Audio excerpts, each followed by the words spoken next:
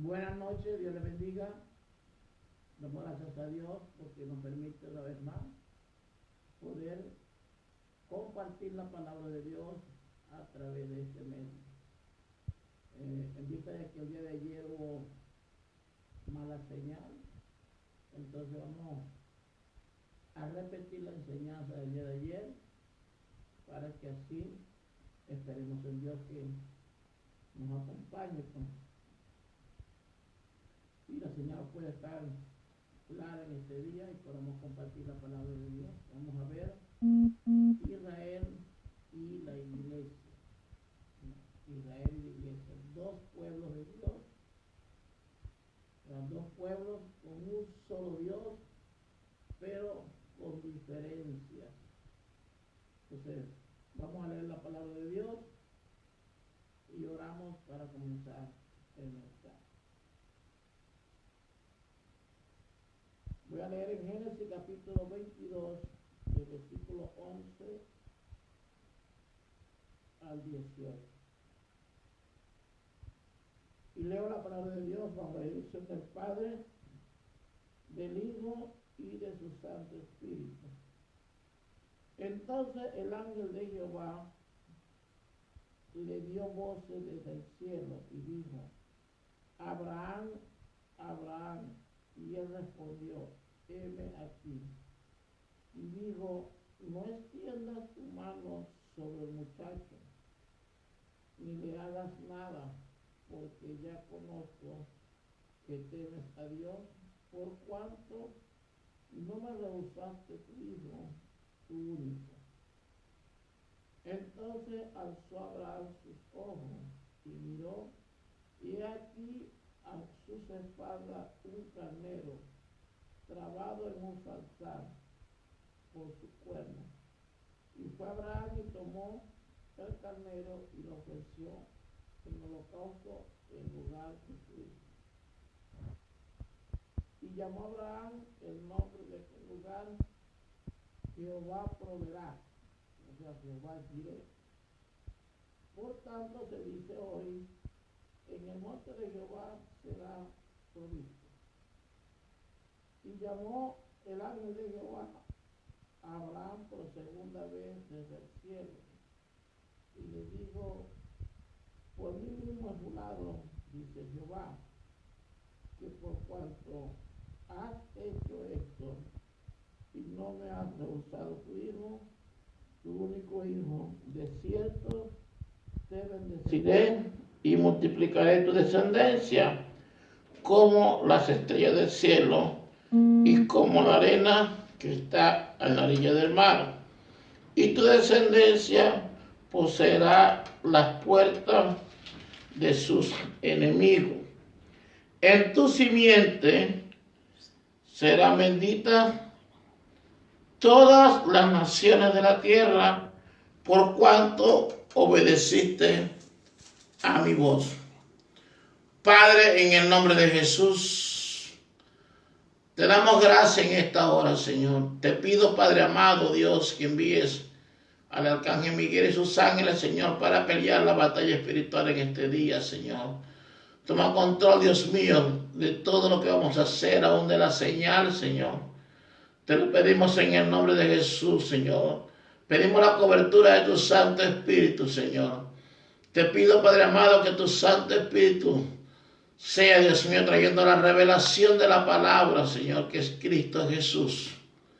Señor, que esta palabra nos edifique, nos exhorte, nos consuele, Señor, nos santifique, que esta palabra nos redarguya, Señor, que esta palabra nos salve, Señor. Dios mío, te damos gracias, Señor. Derribamos todo plan del enemigo, Señor, en el nombre de Jesús.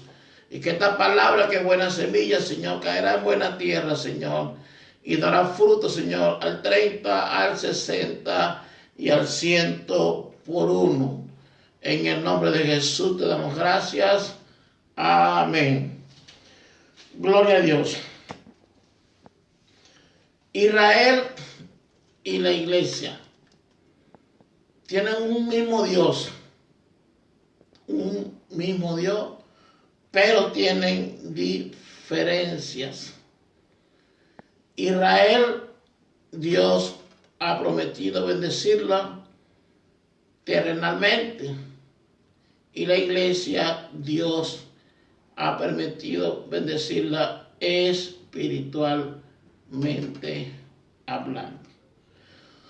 Todo se da en la promesa que Dios le da a Abraham, el padre de la fe. Y Abraham representa a Jehová, Dios de los ejércitos. Y en él está la promesa de las bendiciones de estos dos pueblos. Israel, pueblo de Dios; la iglesia, pueblo de Dios. Aquí en la enseñanza y en la lectura que leímos, estamos viendo en el sacrificio que Dios le pide a Abraham que haga con su hijo. Le pidió que sacrificara a su único hijo, y ahí probó la fe de Abraham. Pero hay algo importante aquí, que es que Dios le da una promesa. Dice aquí el 11, entonces el ángel de Jehová, que es Cristo, y ya le vamos a demostrar que el ángel de Jehová es Cristo. Entonces el ángel de Jehová le dio voces desde el cielo y dijo: Abraham, Abraham. Y él respondió: heme aquí. Y dijo: no extienda tu mano sobre el muchacho, ni te hagas nada, porque ya conozco que temes a Dios, por cuanto no me rehusaste tu único hijo. ¿Por qué Abraham representa al Padre? Porque el Padre no rehusó a su único hijo, que es Cristo. Lo entregó por usted y por mí en la cruz del Calvario. Entonces alzó Abraham sus ojos y miró, y he aquí a sus espaldas un carnero trabado en un zarzal por sus cuernos. Y fue Abraham y tomó el carnero y lo ofreció en holocausto en lugar de su hijo. Y llamó Abraham el nombre de aquel lugar: Jehová proveerá. O sea, Jehová Jireh. Por tanto se dice hoy: en el monte de Jehová será provisto. Y llamó el ángel de Jehová a Abraham por segunda vez desde el cielo. Repito, el ángel de Jehová es Jesucristo. Ya lo vamos a ver en el libro de Jueces y en el libro de Isaías. Vamos al libro de Jueces, capítulo 13, y ahí vamos a encontrar cómo Dios, ¿verdad?, demuestra por la palabra que el ángel de Jehová es Cristo. Jueces, capítulo 13. Gloria a Dios. Versículo 13. Y el ángel de Jehová respondió a Manoah: la mujer se guardará de todas las cosas que yo le dije. No tomará nada que proceda de la vid, no beberá vino ni sidra, y no comerá cosa inmunda, guardará todo lo que le manda. Entonces Manoah dijo al ángel de Jehová: te ruego nos permita detenerte, y te prepararemos un cabrito. Y el ángel de Jehová respondió a Manoah: aunque me detenga, no comeré de tu pan, mas si quieres hacer holocausto, ofrécelo a Jehová. Y no sabía Manoah que aquel fuese ángel de Jehová. Entonces dijo Manoah al ángel de Jehová: ¿cuál es tu nombre? para que cuando se cumpla tu palabra, te honremos. Y el ángel de Jehová respondió: ¿por qué pregunta por mi nombre, que es admirable? ¿Qué dice la palabra en el libro de Isaías? Isaías 9, versículo 6. Dice: porque un niño nos es nacido, hijo nos es dado, y el principado sobre su hombro, y llamará su nombre admirable. El ángel de Jehová le está diciendo a Manoah que por qué pregunta por su nombre, que es admirable. Y aquí está declarando Isaías que el niño que iba a nacer de la Virgen, o sea Jesucristo, sería su nombre admirable, consejero, Dios fuerte, Padre eterno, príncipe de paz. Jueces capítulo 13, versículo 19. Y Manoah tomó un cabrito y una ofrenda y lo ofreció sobre una peña a Jehová. Y el ángel hizo milagro ante los ojos de Manoah y de su mujer. Versículo 21 dice: y el ángel de Jehová no volvió a aparecer a Manoah ni a su mujer. Entonces conoció Manoah que era el ángel de Jehová. Y dijo Manoah a su mujer: ciertamente moriremos, porque a Dios hemos visto. Entonces, ahí queda demostrado por la palabra que el ángel de Jehová es Jesucristo. Volvemos aquí al capítulo 22 de Génesis, en su versículo 15. Y llamó el ángel de Jehová a Abraham por segunda vez desde el cielo, y dijo: por mí mismo he jurado, dice Jehová, que por cuanto has hecho esto y no me has rehusado a tu hijo, tu único hijo, de cierto te bendeciré y multiplicaré tu descendencia como las estrellas del cielo y como la arena que está a la orilla del mar. Y tu descendencia poseerá las puertas de sus enemigos. En tu simiente, que es Cristo, serán benditas todas las naciones de la tierra, por cuanto obedeciste mi voz. Entonces, las estrellas se refiere a los ángeles. Y los ángeles son, ¿verdad? Hay tres tipos de ángeles, que ya se lo mencioné en un estudio anterior. Le dije que estaban los ángeles caídos, que son los ángeles que se rebelaron contra Dios. Están los ángeles que le sirven al Señor, y están los ángeles por decisión, que son los seres humanos. En Apocalipsis capítulo 1, versículo 20, dice la palabra: el misterio de las 7 estrellas que has visto en mi diestra y de los 7 candeleros de oro. Las 7 estrellas son los ángeles. Y Dios, cuando habla a las iglesias, dice: dile al ángel de la iglesia. Se está refiriendo a un ser humano, se está refiriendo al pastor. Significa que los humanos también somos ángeles por decisión. ¿Por qué por decisión? Porque el hombre es el que toma la decisión si le sirve a Dios o no le sirve. Es decisión del hombre. Si el hombre se pierde en el infierno, no es culpa de Dios, es culpa del mismo ser humano. Entonces dice aquí que en tu simiente serán benditas todas las naciones de la tierra. O sea, está hablando que en Cristo serían benditas todas las naciones de la tierra.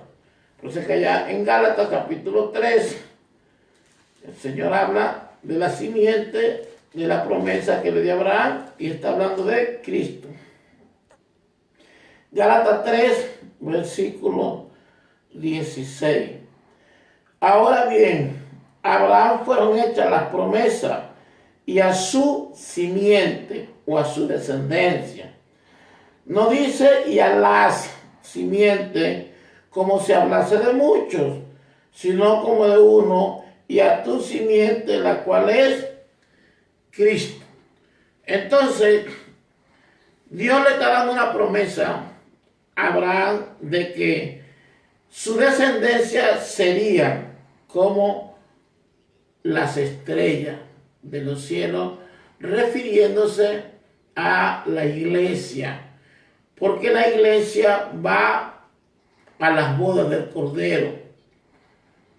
Y mientras tanto Israel tendrá que esperar un poco, porque cuando dice que su descendencia sería como la arena del mar, se está refiriendo a Israel, que pasará un poco tiempo aquí, porque la Biblia dice a los suyos vino y los suyos no le recibieron.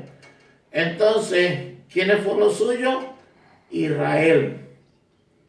Dios envió a Jesucristo para salvar a Israel. Entonces los gentiles tenían que esperar un breve momento, ¿verdad? Porque Jesús vino para atender a Israel, pero Israel rechaza la bendición y entonces toma turno la iglesia.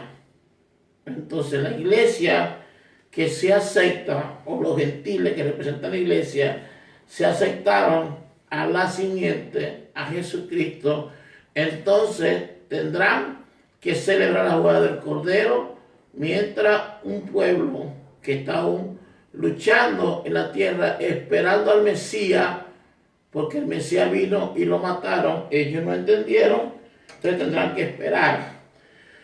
Voy a explicar eso en la historia de Mateo, capítulo 15, versículo 21, donde aparece la mujer sirofenicia. Mateo 15, 21. Saliendo Jesús de allí, se fue a la región de Tiro y de Sidón. Y aquí una mujer cananea que había salido de aquella región clamaba diciendo: Señor, hijo de David, ten misericordia de mí. Mi hija está gravemente atormentada por un demonio. Pero Jesús no le respondió palabra. Entonces, acercándose sus discípulos, le rogaron diciendo: despídela, pues da voces tras nosotros. ¿Qué estaban diciendo los discípulos? Es extranjera, es gentil.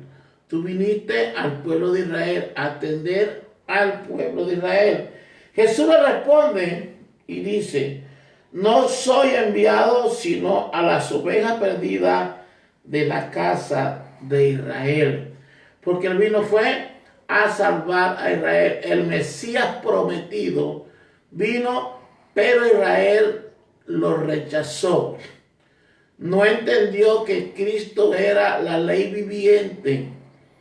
No entendió porque estaban esperando a un líder que lo libertara de la mano humana, como lo libertó Moisés, como hizo Josué, como hizo Samuel, como hizo David, como hicieron esos líderes que lucharon siempre para librarlo de la mano humana. Y Jesucristo vino a libertarlo de las manos del enemigo en el mundo espiritual. Ellos querían era una libertad humana. Alguien que los librara de las manos de Roma. Por eso Jesús le dice: mi reino no es de este cielo, no es de este mundo, no de esta tierra, sino que viene del cielo. Y ellos no entendieron y por esa razón no aceptaron a Cristo como el Mesías. Entonces, a los suyos vino y los suyos no le recibieron. Entonces, dice aquí, ella vino y se postró ante él, diciendo, Señor, socórreme. Quiere decir que la mujer gentil, la mujer sirofenicia o la mujer cananea se humilló ante Dios. La Biblia dice que un corazón contrito y humillado Dios no va a despreciar. La Biblia dice en 1 de Pedro capítulo 5 versículo 6 que tenemos que humillarnos ante los seres humanos. Es un gran problema hoy en día porque nosotros, ¿verdad?, somos masa, somos carne y tenemos que sacarnos la levadura, pero lamentablemente en este tiempo no queremos humillarnos, queremos siempre tener la razón y siempre queremos estar por encima de todo. Cuando Cristo nos dio un ejemplo de mansedumbre y humildad. La mujer se humilló y le respondió, no está bien tomar el pan de los hijos, o sea, está hablando, no está bien, ¿verdad?, tomar de la bendición que le viene para Israel y echarlo a los perrillos, es dárselo a los gentiles o a los extranjeros. Primero estaba Israel. Sabía Jesucristo que tenía que atender a los gentiles. Ya le explico eso también. Entonces dijo ella, sí, Señor, pero aún los perrillos o aún los gentiles o aún los extranjeros comen de las migajas que caen de la mesa de sus amos. Está reconociendo que Jesucristo es Dios, el Señor, Rey de reyes, Señor de señores, y ella también dice, bueno, yo voy a comer aunque sea de las migajas. ¿Por qué? Porque se apegó a una ley humanitaria. ¿Qué le responde Cristo? Entonces respondiendo Jesús le dijo, oh mujer, grande es tu fe, hágase contigo como quiere. Y tu hija fue sanada desde aquella hora. Aunque Jesús no oró en ese momento, porque la mujer fue a Cristo la palabra. Así como fue la mujer del flujo de sangre, a Cristo la palabra y fue sana. Aquí también la hija fue libertada. ¿Por qué Jesús atiende a la mujer? Vamos al libro de Deuteronomio. Deuteronomio capítulo 24, versículo 17. Dice la palabra, no torcerás el derecho del extranjero, ni del huérfano, ni tomarás en prenda la ropa de la viuda, sino que te acordarás que fuiste siervo en Egipto, y que de allí te rescató Jehová tu Dios. Por tanto, yo te mando que hagas esto. Cuando ciegues tu mies en tus campos y olvides alguna gavilla en el campo, no volverás para recogerla. Será para el extranjero, para el huérfano y para la viuda. Para que te bendiga Jehová, tu Dios, en toda obra de tus manos. Cuando sacudas tus olivos, no recorrerás las ramas que hayas dejado tras de ti. Será para el extranjero y para el huérfano y para la viuda. Cuando vendimias tu viña, no rebuscarás tras de ti. Será para el extranjero, para el huérfano y para la viuda. Y acuérdate que fuiste siervo en tierra de Egipto, por tanto, yo te mando que hagas esto. Entonces, cuando Jesús le dice aquí que no está bien, porque no le va a dar de comer el pan de los hijos a los perrillos, está diciendo, tengo que atender primero a Israel, no puedo atender a los extranjeros. Y la mujer dice, está bien, estoy de acuerdo con eso. Pero recuerda que tú fuiste extranjero allá en Egipto. Israel estuvo un tiempo, 400 años en Egipto como extranjero. Entonces, esta mujer, siendo gentil, tenía conocimiento de la palabra, conocía la palabra, y la palabra es Cristo. Entonces, ella va a Cristo con la palabra, y Cristo reconoce que la mujer está clara en el asunto. Por eso es que es importante conocer las Escrituras. La Biblia dice: escudriñad las Escrituras, pues os parece que en ellas tenéis la vida eterna, y son las que dan testimonio de Jesucristo. San Juan capítulo 5 versículo 39. Y San Juan 8:31 dice: y conoceréis la verdad, y la verdad los hará libre. Está hablando que mientras conozcamos la palabra nos va a libertar de tanta mala costumbre que tienen los seres humanos. Está el caso de Ruth. Ruth era una mujer gentil, extranjera, y regresó con Noemí a Belén. Y le tocó trabajar en la era de Booz, que Booz es prototipo de Jesucristo. Ruth capítulo 2, versículos 15 y 16. Luego se levantó para espigar, y Booz mandó a sus criados diciendo: que recoja también espiga entre las gavillas, y no la avergoncéis, y dejaréis también caer para ella algo de los manojos, y lo dejaréis para que lo recojan, y no la reprendáis. Entonces, Ruth, que era una mujer gentil, moabita, trabajaba en la era de Booz, y ahí también tenía que recoger de las migajas, de las espigas que dejaban caer en el suelo, porque ella era extranjera. Entonces, así como Ruth vivió la experiencia, así también lo vivió la mujer sirofenicia o la mujer cananea. Acudió a la palabra, acudió a la ley humanitaria, y Cristo la atendió. Hermano, cada vez que usted y yo vayamos a la palabra, el Padre nos va a atender, porque la palabra es Cristo. Y el Padre dice: todo lo que pidas en el nombre de Jesús, o en el nombre de su Hijo de Cristo, que es la palabra, Él nos los va a dar. Pero tenemos que ir en el nombre de Jesucristo, obedeciendo la palabra. No es ir por ir. Yo puedo pedirle a Dios 1000 cosas, pero si no estoy en obediencia, hermano, de seguro que muchas cosas no van a venir. Porque la Biblia dice que la oración eficaz es la del justo. Y muchos de nosotros somos injustos ante Dios.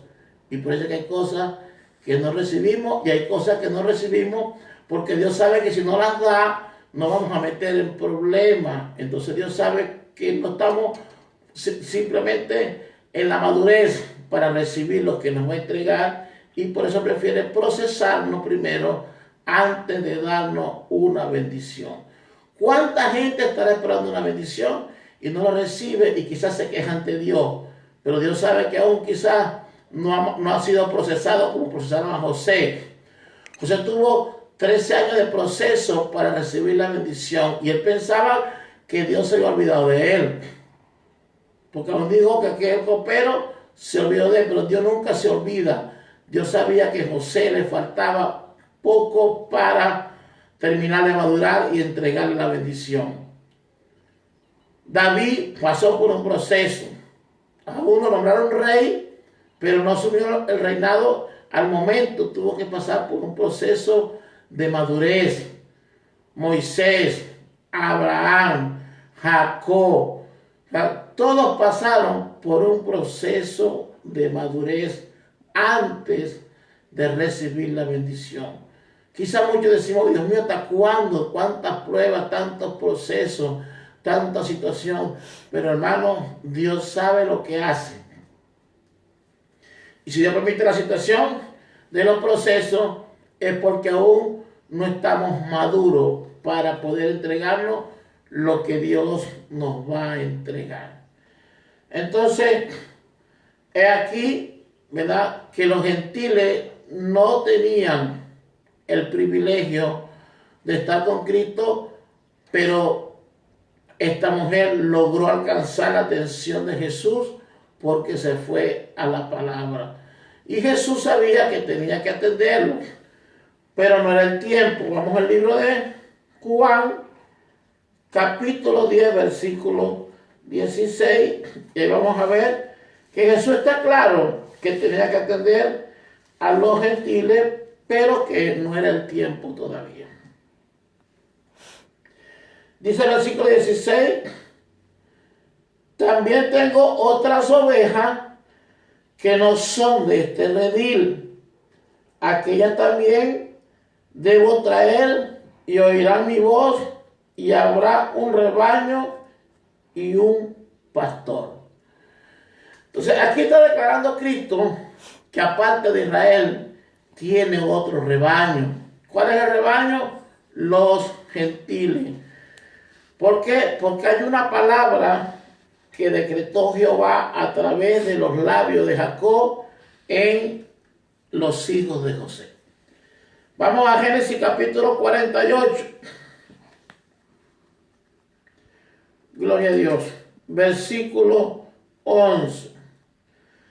Y dijo Israel, que Jacob, a José: no pensaba yo ver tu rostro, y aquí Dios me ha hecho ver también a tu descendencia. Entonces José lo sacó de entre sus rodillas y se inclinó a tierra. Y lo tomó José a ambos, Efraín a su derecha, a la izquierda de Israel, y Manasés a la izquierda, a la derecha de Israel, y lo acercó a él. ¿Por qué? Porque José sabía que el mayor tenía que recibir la bendición. El primogénito era Manasés, y se lo puso del lado derecho a Jacob, y a la mano izquierda puso a Efraín. Pero aconteció algo.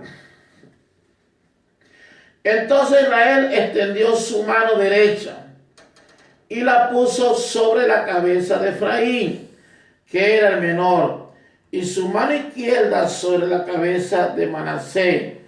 Hizo esto Jacob, cruzó las manos. Gloria a Dios. Entonces sobre Manasés dice, colocando así su mano adrede, aunque Manasés era el primogénito. Y bendigo a José diciendo, el Dios en cuya presencia anduvieron mis padres, Abraham e Isaac, el Dios que me mantiene desde que yo soy hasta este día, el ángel que me liberta de todo mal, bendiga a estos jóvenes y sea perpetuado en ellos mi nombre. Y el nombre de mis padres, Abraham y Isaac, y multiplíquense en gran manera en medio de la tierra. Pero viendo José que su padre ponía la mano derecha sobre la cabeza de Efraín, le causó esto disgusto. Y asió la mano de su padre para cambiarla de la cabeza de Efraín a la cabeza de Manasés. Y dijo José a su padre, no así, padre mío, porque este es el primogénito. Pon tu mano derecha sobre su cabeza. Mas su padre no quiso y dijo, lo sé, hijo mío, lo sé. También él vendrá a ser un pueblo y será también engrandecido. Está diciendo que Manasés iba a ser un pueblo, pero que Efraín dice, pero su hermano menor será más grande que él. He aquí la promesa para Efraín. Y dice, y su descendencia formará multitud de naciones. Esta declaración, hermano, está diciendo que de Efraín saldrían muchas naciones. Y cuando hablamos de naciones, estamos hablando de otros países. Entonces Manasés dijo que iba a ser un pueblo, pero que en Efraín iban a salir multitud de naciones. ¿Qué significa esto? Por revelación del Espíritu Santo. Entonces estamos entendiendo que Perú, Colombia, Venezuela, Ecuador, Chile, Bolivia, Panamá, Uruguay, Paraguay, Costa Rica, México, todos estos países, hermanos, vienen siendo naciones descendientes de Efraín. Vamos a Apocalipsis, capítulo 7, versículo 5, y vamos a ver que en los 144,000 Dios no menciona a Efraín, porque Efraín, cuando dijo Jacob que serían multitud de naciones, está englobado en el remanente de la iglesia del Señor.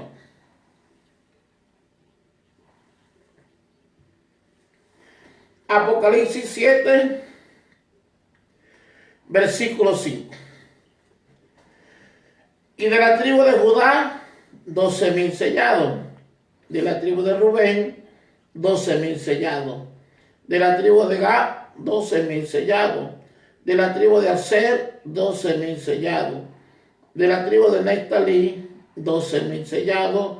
De la tribu de Manasés, 12,000 sellados. De la tribu de Simeón, 12,000 sellados. De la tribu de Leví, 12,000 sellados. De la tribu de Isaacar, 12,000 sellados. De la tribu de Zabulón, 12,000 sellados. De la tribu de José, 12,000 sellados. Y de la tribu de Benjamín, 12,000 sellados. No encontramos por ningún lado a Efraín. ¿Por qué razón? Porque ya Dios había determinado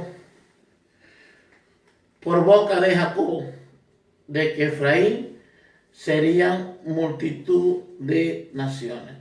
Recordemos que Abraham tuvo un hijo llamado Ismael y Dios soltó una palabra también sobre Ismael, hermano, y en este joven también había una bendición. Entonces, por revelación del Espíritu, ¿verdad? José se casa con una egipcia. Y por revelación del Espíritu, esta egipcia viene por descendencia de Ismael. Le digo por revelación del Espíritu porque es lo que nos ha dicho el Señor. Usted está en el deber de orarle a Dios. ¿Qué significa esto? Que Dios encerró todo en Abraham. Porque de ahí también viene Efraín. Entonces Dios hace todas las cosas perfectas. Todos estamos englobados en una bendición que le entrega Dios al Padre de la fe. Vamos a Gálatas, capítulo 3.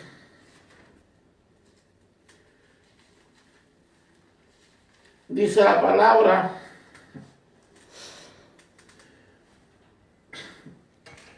Gálatas capítulo 3, versículo 26. Pues todos sois hijos de Dios por la fe en Cristo Jesús, que es la simiente. Porque todos los que habéis sido bautizados en Cristo, de Cristo estáis revestidos. Ya no hay judío, ni griego, no hay esclavo, ni libre, no hay varón, ni mujer, porque todos nosotros somos uno en Cristo Jesús. Y si nosotros somos de Cristo, ciertamente el linaje de Abraham somos y herederos según la promesa o la simiente que es Cristo. Todo desde el principio viene encerrado en el Padre de la fe, que representa a Jehová Dios de los ejércitos.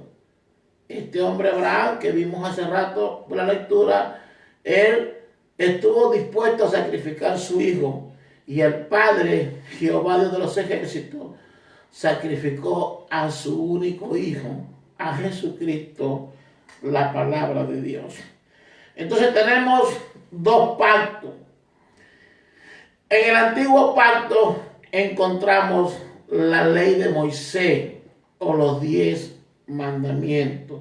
Ahí encontramos a Jesucristo por escrito, porque el pueblo de Dios escuchaba la voz de Jehová, la escuchó Adán y Eva, la escuchó Enoc, la escuchó Noé, la escuchó Abraham, Isaac, Jacob, los patriarcas, y aún Moisés logró escuchar a Cristo, la voz de Dios, la palabra de Dios, que es Cristo. Sin embargo, Israel, cuando salió de Egipto, no quiso escuchar a Cristo y dijo: habla tú con Jehová y tú nos hablas a nosotros. Rechazaron a Jesucristo por primera vez cuando salieron de Egipto. ¿Qué hizo Dios? Le entregó a Cristo por escrito, le dio los 10 mandamientos.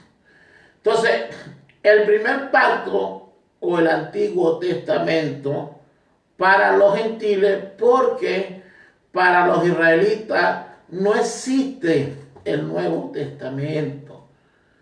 Usted va a un israelita y ellos que no hayan aceptado a Cristo, y ellos no van a aceptar el Nuevo Testamento. Para ellos no existe eso.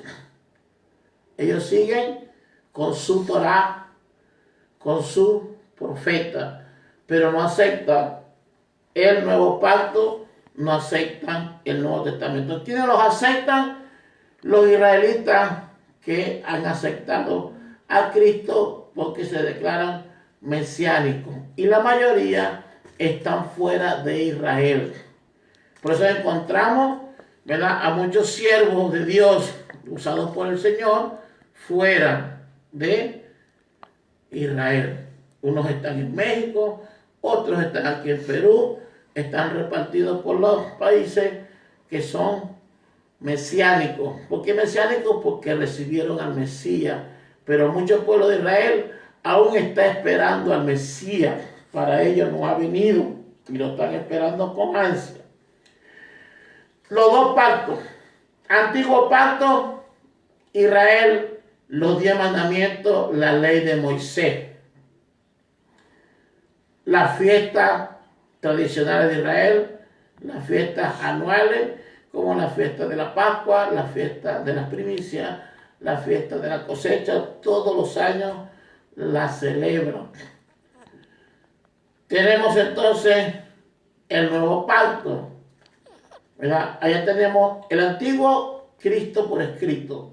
El nuevo pacto es la ley hecha carne, o la palabra o el verbo hecho carne, que lo hizo Dios para el sacrificio y la salvación de la humanidad, del mundo terrenal al mundo espiritual. Porque recordemos que antes de ser cuerpo, ¿verdad?, somos seres espirituales. Dios nos trajo el alma y nos prestó un cuerpo para estar en la tierra. Entonces que somos seres espirituales viviendo en un cuerpo terrenal que se va a quedar en la tierra porque no podrá ir al reino de los cielos. Entonces, dos pactos tenemos ahí. El primer pacto, la ley, Cristo por escrito.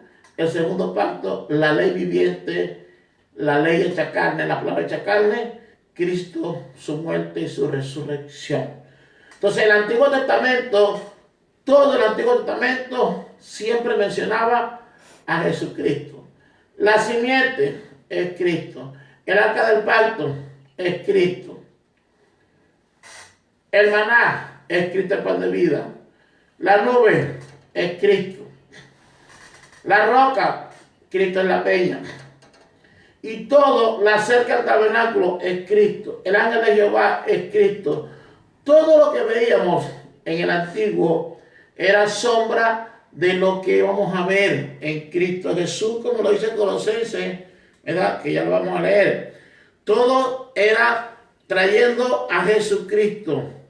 Pero lamentablemente hoy, por falta de conocimiento, y por eso es la palabra en el libro de Oseas, capítulo 4, versículo 6, mi pueblo fue destruido y sigue siendo destruido por falta de conocimiento.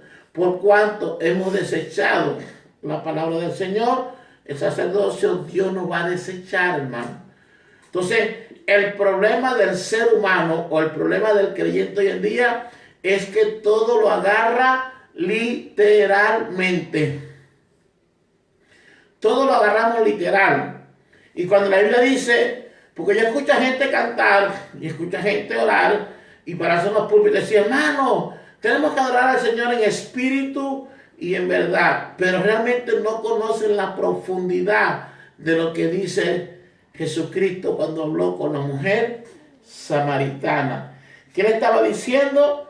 Cuando decimos que va a llegar el momento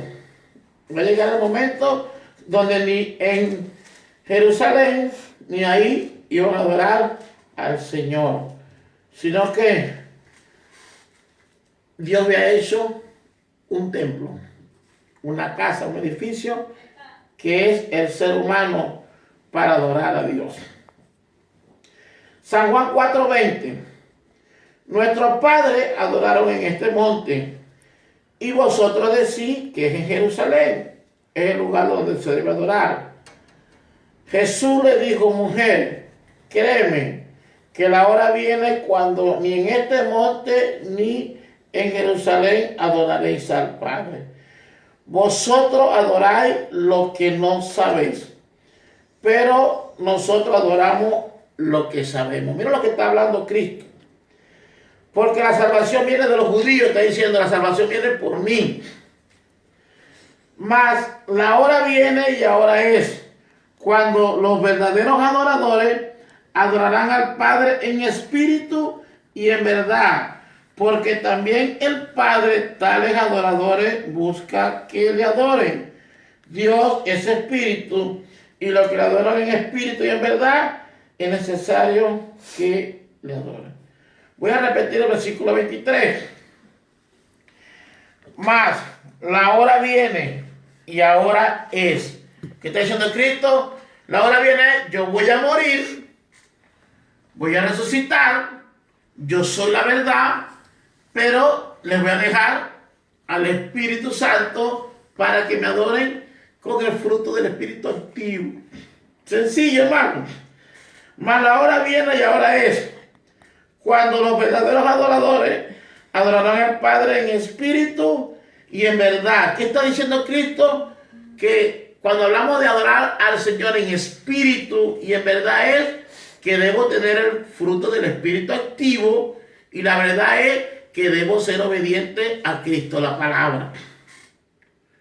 Entonces a veces nos paramos en el púlpito o cantamos una canción, hacemos una oración, Señor, queremos adorarte en espíritu y en verdad, y somos orgullosos, somos chismosos, somos pleitistas, somos contenciosos, ¿verdad?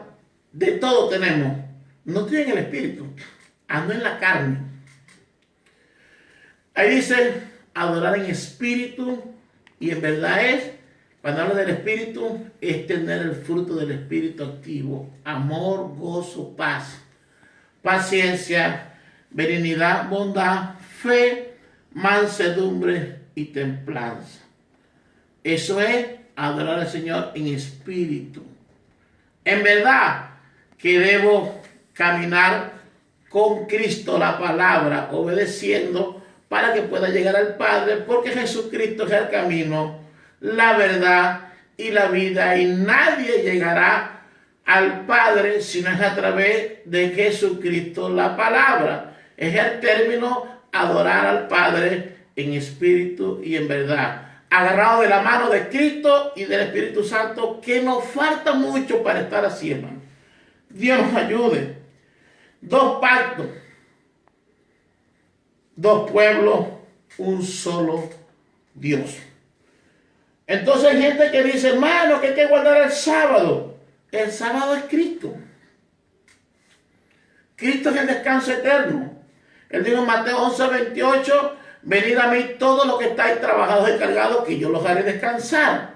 Y Jesucristo, todo el que tenía un problema en el día de reposo, que Cristo era el día de reposo, era el Shabbat, era el descanso eterno. Por eso es que él decía, está endemoniado, como hoy yo soy el descanso eterno, lo voy a hacer descansar.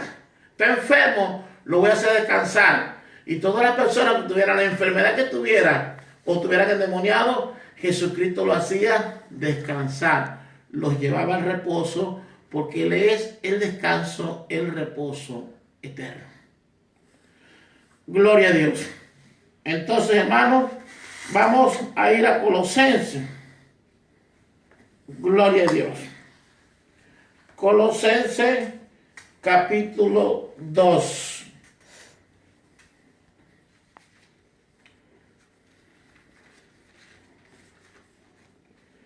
Gloria a Dios. Versículo 8. Dice, mirad que nadie os engañe por medio de filosofías huecas y sutileza, por medio de filosofía y hueca sutileza, según las tradiciones de los hombres, conforme a los rudimentos del mundo y no según Cristo. ¿Por qué, hermano? Porque hoy en día muchos de los líderes o muchos de nosotros que hemos quitado a Cristo la palabra para colocar mi ideal, para colocar mi forma de pensar, para colocar mis reglas, mis normas y dejar a Cristo a un lado. Así está hoy en día la iglesia, llena de levadura. La iglesia que debe estar sin levadura, o sea, sin pecado, sin reglas, sin normas del mundo, sino bajo los lineamientos y las reglas de Cristo, está llena de levadura. Y aún con la pandemia, aún con esto que está pasando, y hay muchos cristianos que están con levadura. Cristianos que no quieren reconciliarse, que tienen problemas con todo el mundo, orgullosos, vanagloriosos, con todo, que Dios le está metiendo un proceso, no queremos aprender. 1 Corintios 3, versículo 10. Conforme a la gracia de Dios que me ha sido dada, yo como perito arquitecto puse el fundamento y otro edifica encima. Pero cada uno mire cómo sobreedifica, porque nadie puede poner otro fundamento que el que está puesto, el cual es Cristo. Y si sobre este fundamento alguno edificare oro, plata, piedra preciosa, madera, heno, hojarasca, la obra de cada uno se hará manifiesta, porque el día la declarará, pues por el fuego será revelada, y la obra de cada uno cual sea, el fuego la probará. ¿Qué está diciendo aquí el apóstol Pablo? Que habemos muchos líderes que por encima de la palabra hemos puesto nuestras normas. Y como lo decía el día de ayer, la Biblia dice, por ejemplo, unas reglas de hombre, y es que muchos líderes le dicen a las hermanas, póngase linda para el Señor. Y la mandan a arreglarse y le dicen que no es malo esto, no es malo aquello, nada es malo, todo es lindo. Y aún el tinte en el cabello es aceptable por muchos líderes, mas no por la palabra. Yo espero que las hermanas no se molesten conmigo. Yo estoy hablando, ustedes están en el deber de recibir la palabra o rechazarla. Por eso es que la Biblia dice que la palabra es de 2 filos. Si yo la recibo, voy a recibir la bendición. Si yo digo eso no es de Dios, entonces va a recibir la maldición. Pero vamos a la palabra. Mateo capítulo 5, versículo 36. Ni por tu cabeza jurarás, porque no puedes hacer blanco o negro un solo cabello. ¿Qué dice el ser humano? Sí me lo puedo hacer. Me lo pongo blanco, negro, amarillo, rojo, verde, de todos colores.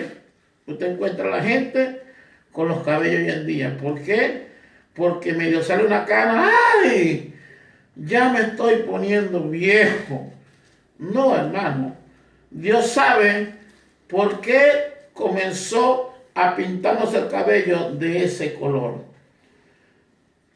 Levítico capítulo 19, en su versículo 32 dice: delante del tinte te levantarás, delante de las canas, no dice del tinte, dice delante de las canas te levantarás y honrarás el rostro del anciano y de tu Dios tendrás temor, yo Jehová. Yo le pido perdón a las hermanas y aún a los hermanitos, porque también hay hermanos que se pintan el cabello. Que no se ofenda por la palabra. Usted puede tomar la palabra, usted la puede hacer a un lado, porque la Biblia dice que tenemos que tomar lo bueno y desechar lo malo. Si usted considera que esto no es para usted, no importa. Yo libro mi responsabilidad ante Dios de decirle lo que dice la palabra de Dios. Igual con el corte de cabello. Hoy en día los hombres quieren andar peludo o con bastante cabello y las mujeres quieren andar pelona, o sea, con poco cabello. Cuando el Señor es claro cuando habla de eso. Dice que el hombre es honroso. Dice 1 Corintios 11, versículo 14. La naturaleza misma nos enseña que el varón le es deshonroso dejarse crecer el cabello. O sea que un hombre no se puede dejar crecer el cabello. Tiene que cortárselo, hermano. Pero sin embargo, hoy en día los caballeros, sobre todo los jovencitos, se dejan crecer el cabello y aún le añaden un poquito más. Le ponen cortes a la moda y meten el modernismo dentro de la iglesia. Hay muchos que se hacen el corte de cabello como los demonios que aparecen en Dragon Ball Z. Y usted ve a los jóvenes con el cabello así. Y eso es que están haciendo lo correcto. Dios tenga misericordia de nosotros. Entonces hay hermanas que se cortan, me voy a cortar las puntitas y se lo cortan llegando casi a la oreja. La puntita nada más. Hermano, Dios nos ayude, hermano. Entonces dice que a la mujer le es honroso dejarse crecer el cabello y a los hombres es deshonroso que se lo deje crecer. O sea, el hombre tiene que andar con su cabello corto y las mujeres tienen que andar con su cabello largo.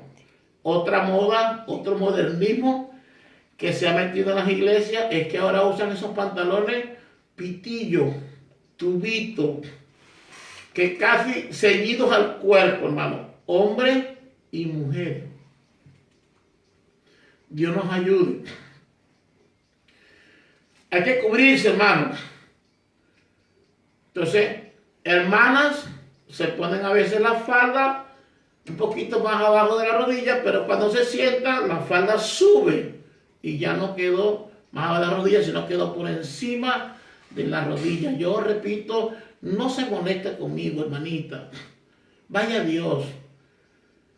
Vístase bien. Hermana que se visten con unas blusas con tiros y aún así van a la iglesia. No, hermano. Tenemos que vestirnos bien para el Señor. No podemos estar mostrando la desnudez, sobre todo las mujeres, porque el hombre es visual. Y por muy líder que sea, se le va a ir el ojo. Dios nos ayude y nos active el dominio propio. Gloria a Dios. Entonces, estamos viendo que en este tiempo mucha gente está metiendo reglas, normas de hombre, no de Dios. Filosofía, lo que se utiliza. Ahorita todo es bueno, nada es malo. Por eso dice la palabra que a lo bueno llaman malo y a lo malo llaman bueno. Versículo 9 de Colosenses 2. Porque en él habita corporalmente toda la plenitud de la deidad. Y vosotros estáis completos en él, que es la cabeza de todo principado y potestad. En él también fuiste circuncidado con circuncisión no hecha de mano, al echar de vosotros el cuerpo pecaminoso carnal, en la circuncisión de Cristo, sepultado con él en el bautismo, en el cual fuiste también resucitado con él mediante la fe en el poder de Dios que le levantó de los muertos. Entonces, los israelitas, ellos cuando nacen los niños, al pasar 8 días, le cortan el prepucio al niño, ¿verdad? Ahí en su parte viril, en el pene, alan el cuero y lo cortan para evitarles infección a los niños.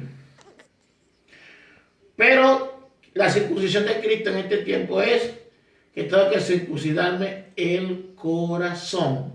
¿Qué significa eso? Que así como el niño corre el riesgo de infectarse por no circuncidarse, ¿verdad? Hoy en día corremos el riesgo de contaminar el corazón con tantas cosas que tenemos, las obras de la carne dentro de nuestra mente, nuestro corazón. Cristo dice, hay que circuncidarse él, cortar y sacar fuera de la mente y el corazón lo que está perturbando. Gloria a Dios. Dice aquí, y a vosotros, estando muertos en pecados y en la circuncisión de vuestra carne, os dio vida juntamente con él, perdonándonos todos los pecados. ¿Quiénes éramos nosotros? Hijos de ira. Y todavía la ira controla a muchos de nosotros. Vamos al libro de Efesios. Efesios capítulo 2, versículo 1 al 5. Y él nos dio vida a nosotros cuando estábamos muertos en delitos y pecados, en los cuales anduvimos en otro tiempo, siguiendo la corriente de este mundo, conforme al príncipe de la potestad del aire, el espíritu que ahora opera en los hijos de desobediencia, entre los cuales también todos nosotros tuvimos en otro tiempo en los deseos de nuestra carne, haciendo la voluntad de la carne y de los pensamientos, y éramos por naturaleza hijos de ira, lo mismo que los demás. Pero Dios, que es rico en misericordia, por su gran amor con que nos amó, aun estando nosotros muertos en pecado, nos dio vida juntamente con Cristo. Por gracia soy salvo. Entonces, hermano, está diciendo Pablo a la gente de Éfeso que éramos hijos de ¿qué? De la ira. Una de lo que está afectando hoy en día a los creyentes es la cólera, la ira, el coraje. Hermano, de nada nos molestamos. Es impresionante que de cualquier cosa parecemos unos fósforos. Roza la caja y ahí mismo estamos encendidos con ganas de comernos o de pegar 4 gritos o insultar a cualquiera. Eso está afectando a muchos creyentes hoy en día.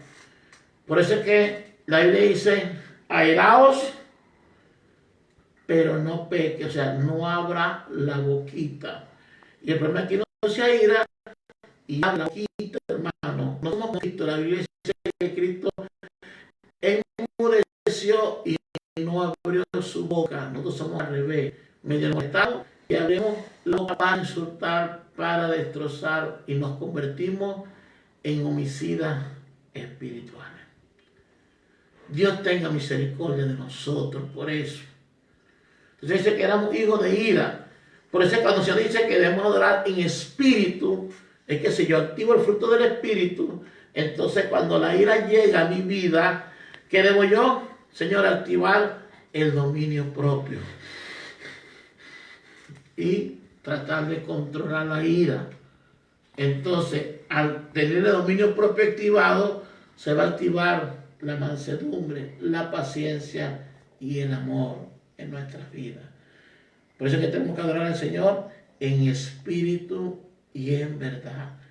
Pero a veces, hermano, cuando nos airemos, ¿verdad?, tenemos que buscar la forma de dar una vuelta, de tomarse un té, un cafecito, no sé, un juguito de algo, pero no explosionar, hermano. Porque si abrimos la boca, seguro que vamos a maltratar a alguien. Y a veces maltratamos a la esposa, al esposo, a los hijos, a papá, a mamá, al vecino, al nieto. ¿Por qué? Porque agarramos la ira y explosionamos. Hacemos una explosión. Dios nos ayude y nos controle. Gloria a Dios. Versículo 14. Anulando el acta de los decretos que había contra nosotros, que nos era contrario, quitándolo de en medio y clavándolo en la cruz. Colosenses 2, 14. Entonces, ¿qué hizo el Señor, hermano? Vamos a Efesios 2 otra vez. Versículo 11. Por tanto, acordaos de que en otro tiempo vosotros, los gentiles, en cuanto a la carne, erais llamados incircuncisión, por la llamada circuncisión hecha con mano en la carne. Ya les expliqué que la circuncisión era cortar el prepucio, ¿verdad?, en los varones. En aquel tiempo estábamos sin Cristo, alejados de la ciudadanía de Israel y ajenos a los pactos de la promesa, sin esperanza y sin Dios en el mundo. Estamos con la mujer sirofenicia, buscando una bendición en Cristo, pero la promesa y la bendición era para Israel, pero gracias a Dios por Cristo que nos unió en un solo cuerpo. Pero ahora en Cristo Jesús, nosotros que en otro tiempo estábamos lejos, habéis sido hechos cercanos por la sangre de Cristo.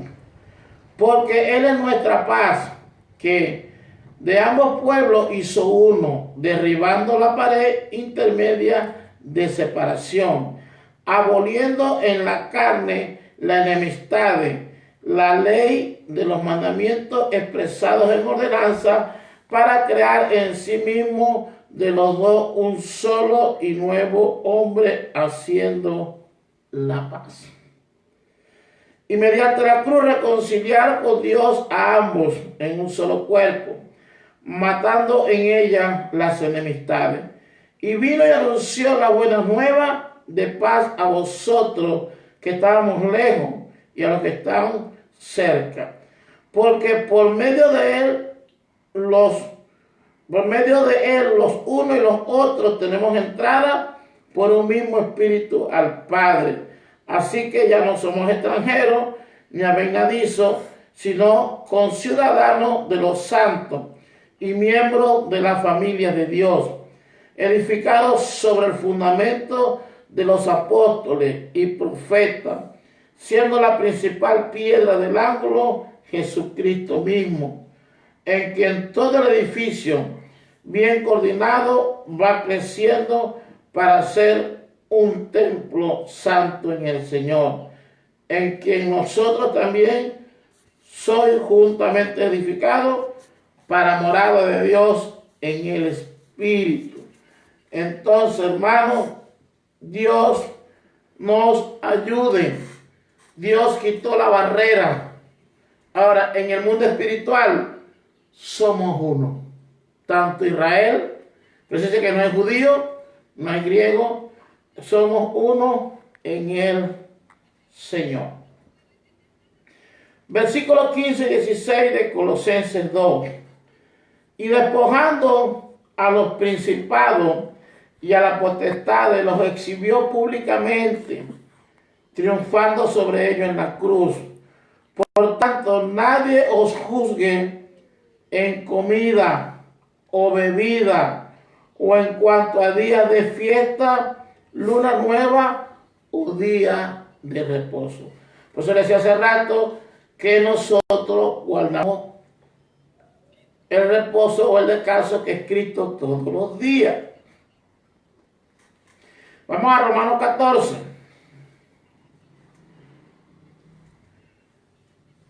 Del 1 al 10. Recibí al débil en la fe, pero no para contender sobre opiniones. A veces se reúnen entre hermanos para contender. Esto es así, esto no es así, comienzan a pelear. Porque uno cree que se ha de comer de todo.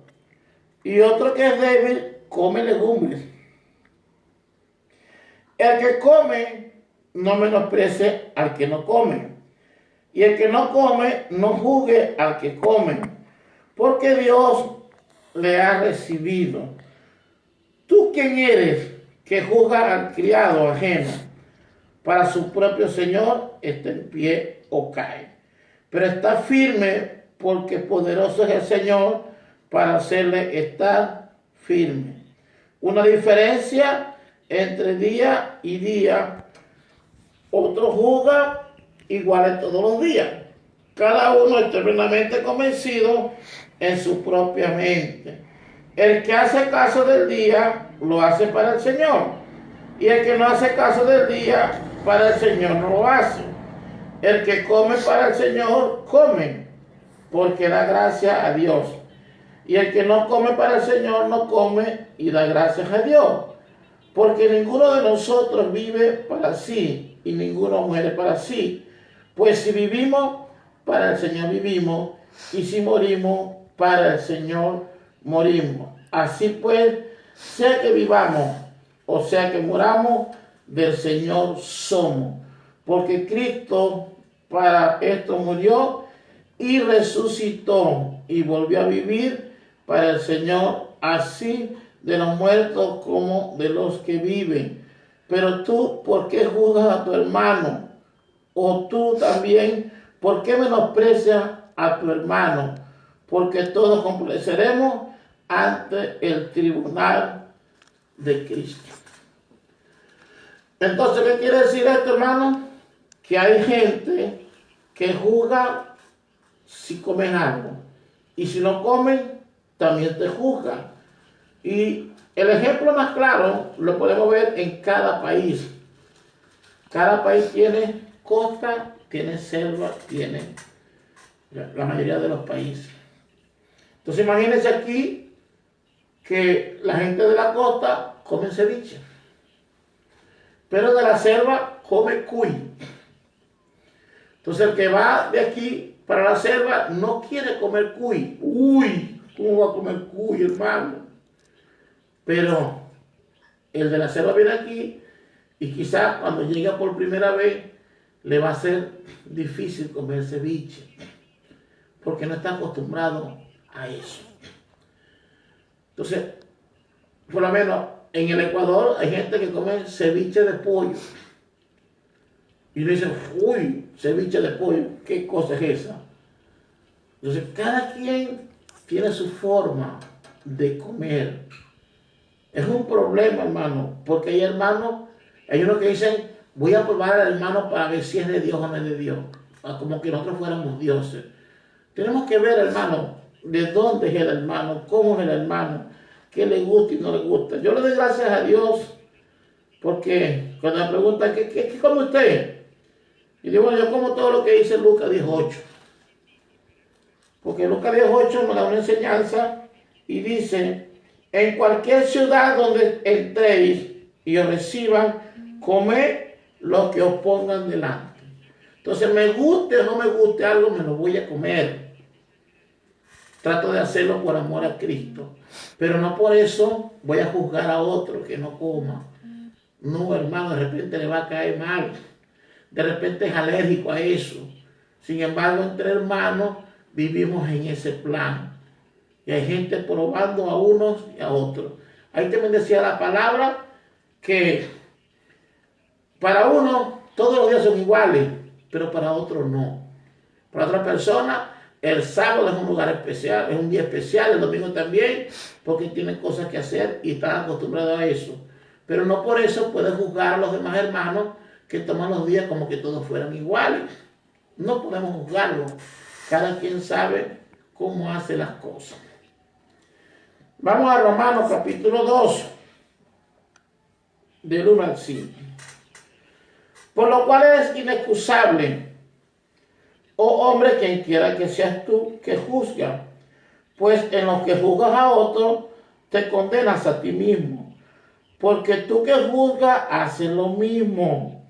Mas sabemos que el juicio de Dios contra los que practican tales cosas es según verdad.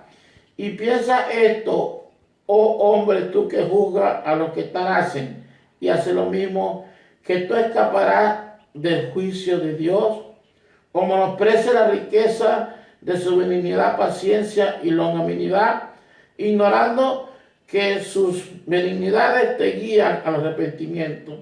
Pero por tu dureza y por tu corazón no arrepentido, atesora para ti mismo ira para el día de la ira y de la revelación del justo juicio de Dios. Hermano, hay que corregir el pecado. En eso estamos claros. Pero a veces cuando alguien falla, habemos muchos de nosotros que destrozamos y terminamos de matar al hermano o a la hermana.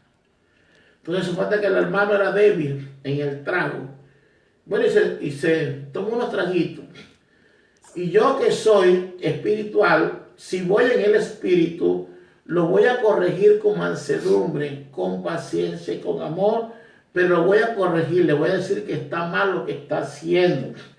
Pero si yo estoy en la carne, y entonces en vez de ir a corregirlo, lo que voy a es que lo critico y lo destrozo y lo llamo hijo del diablo, y le digo un poco de cosas, y voy y comienzo a regar a todos los hermanos. Mira, el hermano Oscar España, ¿verdad? Lo vi por allá tomándose una cerveza, y comienzo a destrozarlo.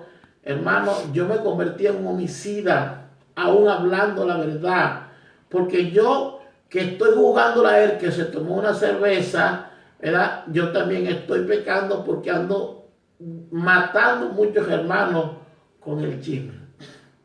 Pues dice, tú que juzgas, hace lo mismo. Si él se muere en ese pecado, se murió por tomar su cervecita. Pero entonces usted se va a morir también y se va a ir al infierno por chismoso. Yo no digo que no corrija el pecado. Sí, hay que corregir el pecado. Pero ¿cómo hay que corregirlo? Con mansedumbre, con amor. No lo digo yo, lo dice la palabra, hermano. La palabra es clara cuando dice que tenemos que corregir con mansedumbre. Voy al libro de Gálatas, capítulo 6. Hermanos, si alguno fuera sorprendido en alguna falta, nosotros que somos espirituales, si somos espirituales, ¿qué vamos a sacar? El fruto del Espíritu. Y vamos a hablar con mansedumbre, con paciencia, con amor, con gozo, con dominio propio, porque soy espiritual.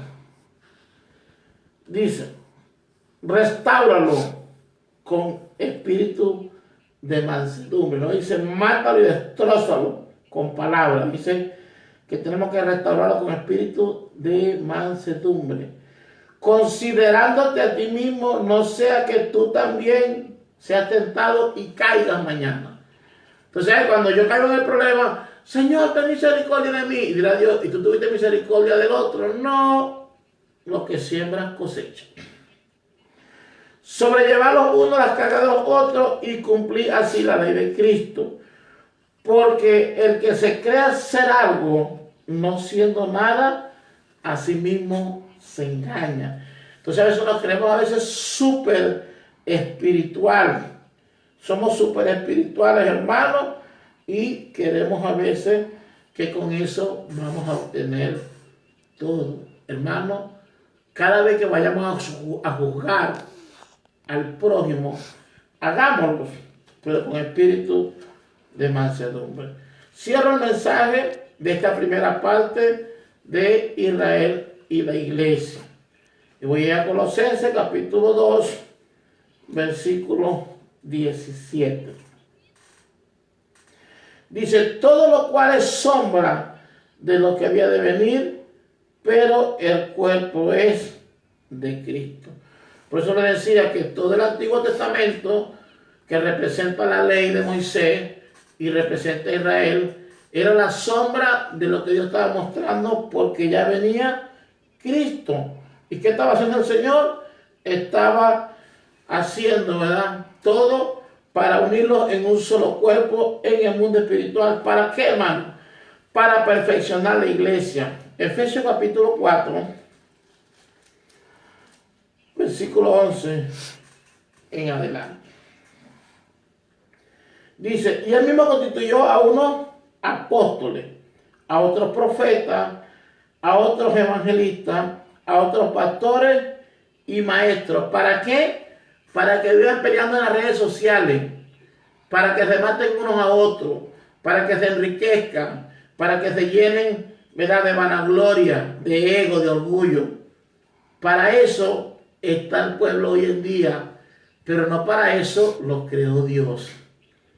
Dios diseñó a estos ministerios para edificar la iglesia, para que creciera. Mira cómo dice, a fin de perfeccionar a los santos, para la obra del ministerio, para la edificación del cuerpo de Cristo, para que la iglesia sea ensanchada, para que las almas sean ganadas, discipuladas, preparadas para un trabajo, hermano. Pero lamentablemente el enemigo nos ha ganado ventaja.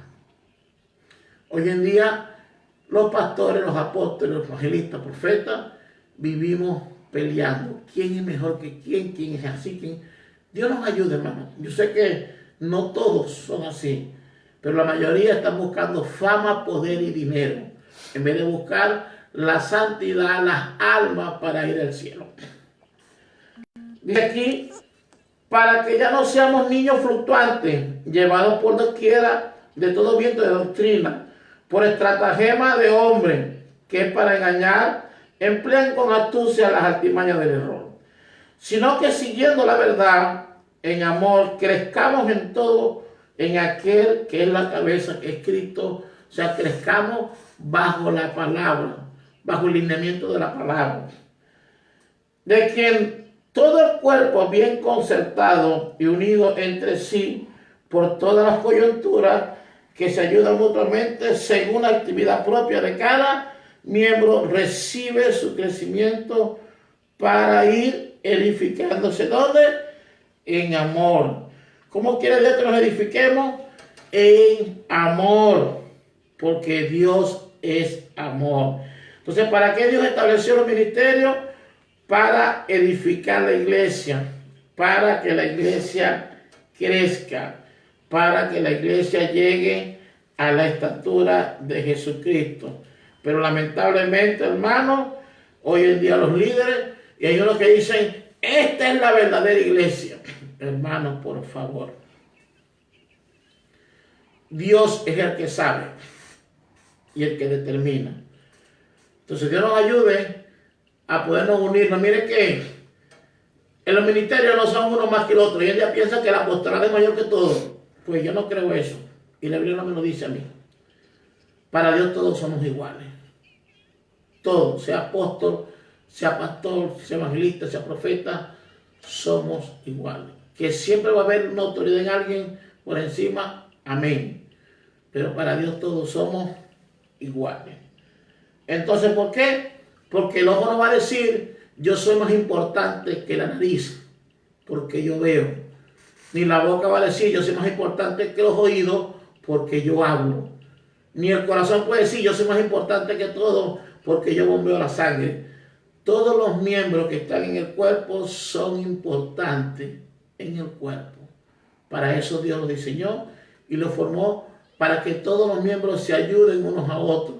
Y si no se ayudaran los miembros, no pudiéramos comer, no pudiéramos vestirnos, no pudiéramos, hermano, hacer muchas cosas, porque entre los miembros, ¿verdad?, se ponen de acuerdo y se unen para desarrollar el cuerpo. Termino aquí Romanos 12, del 1 al 5. Así que, hermano, os ruego por la misericordia de Dios que presentéis vuestros cuerpos en sacrificio vivo, santo, agradable a Dios, que es vuestro culto racional.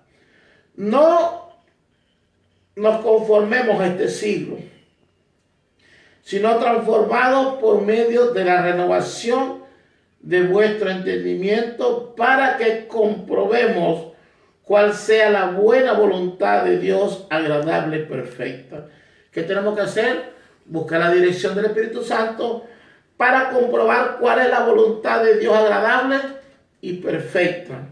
Digo pues, por la gracia que me es dada a cada cual que está entre vosotros, que no tengáis más alto concepto de sí que el que se debe tener, sino que piense de sí con cordura, conforme a la medida de fe que Dios repartió a cada uno. Entonces, porque alguien se convierte a Cristo hoy, yo no puedo decir, yo soy pastor, soy más que él. No, hermano. Ante Dios, ese nuevo creyente y mi persona somos iguales.